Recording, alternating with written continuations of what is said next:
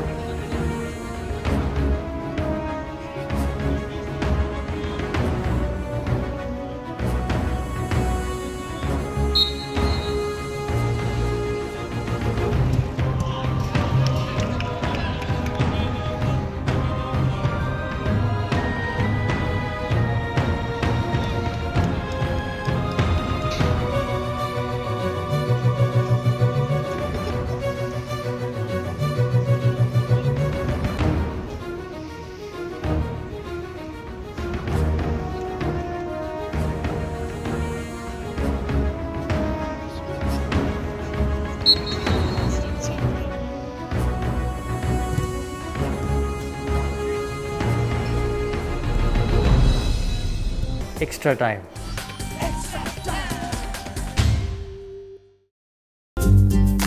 Latest news আর exclusive ভিডিওর সঙ্গে update থাকতে এখনই সাবস্ক্রাইব করুন আমাদের ইউটিউব চ্যানেল। বেল আইকনে ক্লিক করতে ভুলবেন না যেন।